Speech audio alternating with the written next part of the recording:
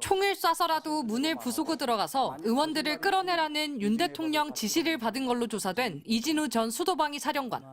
자신이 직접 날인한 조서 내용까지 답변을 거부하자 문영배 헌재소장 권한대행은 변호사 얘기를 꺼냅니다.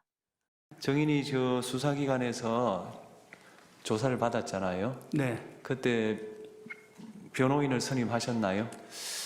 변호인을 선임하고 나서 조사받기 시작했습니다.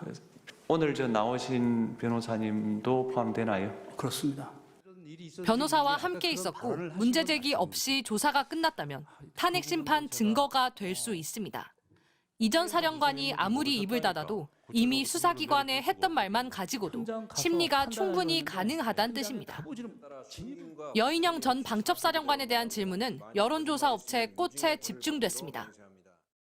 그다음에 여론조사 꽃에도 병력을 출동시킨 게 맞죠?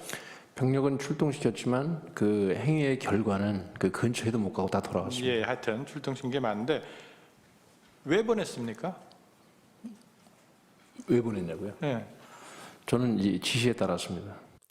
여론조사 꽃은 민간 조사기관이라 병력을 출동시킬 이유가 없습니다. 홍장원 전 국정원 1차장에겐 체포 메모를 놓고 10분 넘게 질문이 이어졌습니다. 방첩사가 검거 지원을 요청했다고 적었는데 메모에는 왜 검거 요청이라고 했는지, 여전 사령관은 왜 체포조 명단을 술술 불러주었는지 따져 물었습니다. 위치 추적보다는 검거를 요청한 것을 또 주안점으로 써놨는데 검거해달라고 여인영 사령관이 굳이 얘기할 필요가 없잖아요. 자기들이 검거하러 나가 있는데. 제가 이제 공문서를 작성한 게 아니지 않습니까? 간단한 메모지 않습니까? 메모를 왜 작성해놨어요? 제가 나름대로 그 상황을 기억하기 위해서 메모해 놓은 거죠. 그럼 정확하게 기재를 해야죠. 예, 정확하게 기재 못해서 죄송합니다. 정치인 체포가 계엄의 위헌성을 따지는 핵심 쟁점이기 때문입니다. 헌재는 건강상 이유로 불출석 의사를 밝혔던 조지호 경찰청장 등 경찰 지휘부를 오는 13일 신문하기로 했습니다. 현재까지 잡혀있는 변론기일은 오는 13일이 마지막입니다. MBC 뉴스 유서연입니다. 00시 30분에 이제 대통령이 증인에게 비화폰으로 전화를 했어요. 예. 그래서 이제 아직 의결 정족수가 안 채워진 것 같다. 빨리 국회문을 부수고 들어가서 의사당 안에 있는 인원들을 밖으로 끄집어내라. 이렇게 지시를 했다는 거죠. 예, 그 통화 내용이었습니다. 예, 그 통화 내용이었고. 근데 이제 그거를 듣고 증인이 이제 갑자기 어떤 생각을 했다고 하냐면 공포탄이라도 쏴야 되나, 테이저건이라도 쏴야 하나, 내부 전기라도 끊어야 하나. 이거는 그 지시를 듣고 그냥 증인이 생각한 거죠. 그건 제 생각입니다. 그러니까 대통령이 지시한 건 아니죠. 예, 그거는 그렇게 하기 위해서 그거를 제가 제 생각을 이렇게 특임단장 참모들한테 논의하면서 물어보고 이렇게 했던 겁니다. 예, 그랬고 그래서 그거를 지금 김현태 단장하고 비화폰으로 통화를 했나요?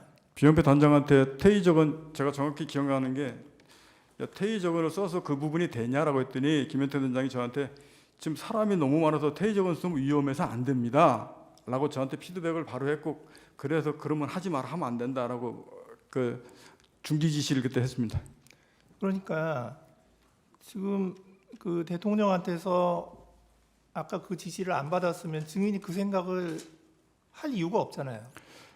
거기서부터 대부분 출발해서 저걸 어떻게 뚫고 들어가야 되나 해야 되나 저 행위를 들어가야 되나 아니면 다른 방법이 있나 이런 고민들이 머릿속에서 막 돌아가다 보니까 이제 그런 논의도 해보고 그게 가능하냐고 물어보기도 하고 이랬었던 것 같습니다. 그러니까 제가 여쭤보는 거는 증인이 지금 갑자기 공포탄 써야 되나 테이저건 쏴야 되나 전기 끊어야 되나 이 생각을 했다는 건데 예. 그냥 아무것도 없는 상황에서 갑자기 증인이 그 생각을 한 건 아니잖아요. 예. 그러니까 뭔가 무슨 지시를 받았기 때문에 그거 하려면 이걸 해야 되나 하고 생각했다는 거죠. 예. 그 다음에 이제 그 00시 35분에 이제 김용현 장관이 비화폰으로 증인한테 전화를 했다는 거죠. 예. 예. 그래서 그때 그때 워딩은 또 어땠는지 이게 말이 자꾸 바뀌어서 지금 검찰 조서에는 국회의사당 문 빨리 열고 안으로 들어가서 안에 있는 사람들을 빨리 데리고 나와라 이렇게 지시했다고 되어 그게 있는데 이제 김용인 전 장관 등은 제가 그래서 자수서에서도 지금도 거기다 가로 열고 뭐였냐면 정확한 워딩이 기억이 나지 않는데 장관은 대통령까지 제가 2번밖에 통화했기 때문에 워딩을 기억하고 있는데 김용인 장관은 제가 10여 차례 이상 계속 통화하면서 받았기 때문에 정확한 워딩은 김용인 장관이 기억나지 않는데 이런 의미로 썼다라고 제가 얘기했고 그렇게 얘기했습니다. 그래서 제가 김용인 장관이 어떻게 말했다고 딱 집어서 얘기를 지금까지 그렇게 못했습니다. 아 그렇군요.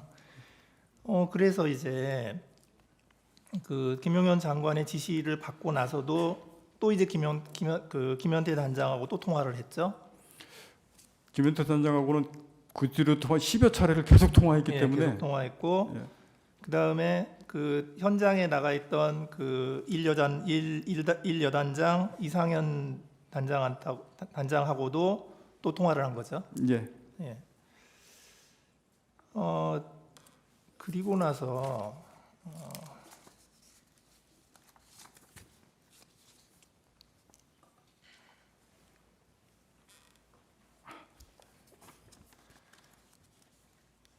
그리고 나서 이제 증인이 그 김현태 단장한테 공포탄 테이저건을 사용하지 말라고 지시를 했죠. 예, 하지 말라 그랬습니다. 김현태 단장도 그게 사용하면 안 됩니다라고 저한테 피드백을 줘서 예. 그럼 하지 말아라고 했습니다. 그때 법무실장 노재현 중령이 뭐라고 했죠? 그러고 나서 있었는데 법무실장이 저 우측 끝에 앉아 있었는데 저한테 와서 사령관이 그거는 사령관 권한이 아니고 계엄사령부에서 무기 사용 승인에 대한 이 지침을 받고 내려와야 됩니다.라고 저한테 이제 조언을 했습니다. 그래서 그러면 제가 그 조언을 듣고 옆에 있는 참부장이 너한테 야 계엄사령관 전화 좀 연결해봐라. 그래서 계엄사령관 제가 직접 전화를 제가 했고 하면서 무기 사용 공포탄 테이저건 비살상 무기 사용 승인에 대한 이 지침이 필요하다. 이 말을 대화를 했는데 그 과정상의 전달 과정상에 제가 이걸 사용 승인을 건의드립니다라고 이렇게 그쪽 받아들여서 그거는 제가 12월 10일부터 계속 말씀드린 게 이거는 의사소통하면서 이거 뭔가 오해가 생겨서 이 문제가 생겼다라고 분명히 말씀을 드렸고 그리고 나서 충장도 그거 하면 안 된다 하지 마라 그래서 거기서 끝났습니다. 왜냐면 지금 이 밑에 사용 중지를 해놨기 때문에 밑에 전파하지 않고 그대로 그냥 쭉 갔습니다. 예. 그 이제 그 박안수 계엄사령관이 이제 진술을 한 게 있어요. 이제 거기를 보면 00시 50분경에 그러니까 아까 그 국방부 장관이 증인에게 전화한 게 00시 35분인데 지금 박안수 계엄사령관이 뭐라고 얘기하냐면 00시 50분경에 그 국방부 장관이 계엄사령관에게 전화를 했다는 거예요. 예. 해서 그 전화 내용은 뭐냐? 국회의 병력, 그러니까 군인, 국회의 병력, 그 다음에 경력을 증원해라. 이제 그거를 이제 국방부 장관이 계엄사령관에게 전화를 했다는 거예요. 그게 00시 50분. 동원하라고 말씀하십니까? 예, 증원하라고. 증원하라. 예. 증원하라고. 그러니까 이제 병력하고 그러니까 군인하고 경찰을 증원하라고 계엄사령관에게 전화를 했고 그 바로 직후에 그 여인영 방첩사령관이 국회에 경력을 증원해달라, 그러니까 경찰을 더 증원해달라 또 전화를 했다는 거예요. 그리고 계엄사령관이 그 전화를 받고 그걸 막 끊었는데 증인이 전화를 해가지고 뭐라고 얘기를 했다는 거냐면 이렇게 얘기했다는 거예요. 현 상황에서는 테이저건과 공포탄을 사용해야 한다는 예하부대의 건의가 들어왔습니다. 사령관님이 결심해 주십시오라고 얘기했다는 거예요. 증인이 그렇게 얘기한 적 그건 있어요. 말이 예하부대 김현태 단장도 건의받으면 거기서 제가 건의를 받는 건데 김현태 단장은 저한테 제가 그 워딩 분명히 기억했잖아요. 사람 많아서 위험해서 안 됩니다라고 해서 안 된다고 건의했지 그거를 저한테 사용하겠다고 건의를 들어온 게 아닙니다. 분명히 중지시켰고 그 승인 지침을 법무실장이 계엄사령한테 받아야 되기 때문에 그거를 말씀드렸듯이 왜 예하부대에서 제가 사용 승인을 건의를 받아가지고 계엄사령관한테 건의한 거는 분명히 아닙니다. 예. 그러니까 서로 좀 기억이 좀 다를 수도 있고요. 이제 그랬더니 이 박한수 계엄사령관이 깜짝 놀래가지고 이게 뭐지? 하고 생각하고 우선 기다려라 하고 전화를 끊었고, 그리고 그 다음에 합참차장, 정책실장, 비서실장하고 상의를 하고 한 1분 정도 상의하고 바로 이건 안 된다 하고 결론을 내리고 증인에게 다시 전화해서 사용하지 마라. 예, 이렇게 전화했다는 그 건데. 순서 맞습니다. 중간에 예, 그렇게 그렇게 전화 얘기하고 받았습니까? 끊고 다시 전화 왔었습니다. 예. 그러니까 지금 이렇게 되면 이 그 공포탄 테이저건이라는 그 이런 논의 자체는 그 당시에 분명히 있었다는 거죠. 예, 그거 제가 707 특임단장하고 그 부분들을 논의를 했고 그래서 하지 말라고 그때 중지시켜놓고 있다가 지금 본부실장이 저한테 갑자기 그 얘기를 해서 이제 그 전화를 하게 됐던 겁니다. 예, 그러니까 다른 어떤 지시가 없었으면 증인이 그런 생각을 할 리도 없었다는 예, 거고요. 그 상태에서 본부실장이 저한테 그 얘기를 안 했으면 그 상황에 그냥 그대로 쭉 갔을 겁니다. 윤석열 대통령이 첫 출석 때 재판관으로부터 받은 질문은 두 가지 사안입니다. 먼저 최상목 문건. 국가 비상 입법기구 관련 예산을 편성하라는 쪽지를 기획재정부 장관에게 준 적이 있으십니까? 준 적도 없고, 그리고 나중에 이런 계엄을 해제한 후에 한참 있다가 언론에 뭐 이런 메모가 나왔다는 것을 기사에서 봤습니다. 근데 또 국회 병력 투입. 계엄 해제 결의를 위해 국회에 모인 국회의원들을 끌어내라고 지시한 적이 있으십니까? 없습니다. 무장한 군인을 난입시켜 국회 활동을 방해하고 대체 입법기구까지 만들려고 했다면 명백한 헌법 위반입니다. 윤 대통령은 없다고 했지만 사령관들은 국회의원들을 끌어내라, 총을 쏴서라도 문부수고 끌어내라는 윤 대통령 지시를 직접 받았다고 검찰에 진술했습니다. 최상목 문건의 당사자인 최권한대행의 검찰 진술도 윤 대통령 답변과 배치됩니다. 윤 대통령이 자신을 직접 부른 뒤 참고하라는 취지로 실무자를 통해 문건을 줬다는 겁니다. 재판관들이 윤 대통령의 허점을 송곳처럼 찌르고 있는 겁니다. 국회 봉쇄도 꼬치꼬치 캐물었습니다.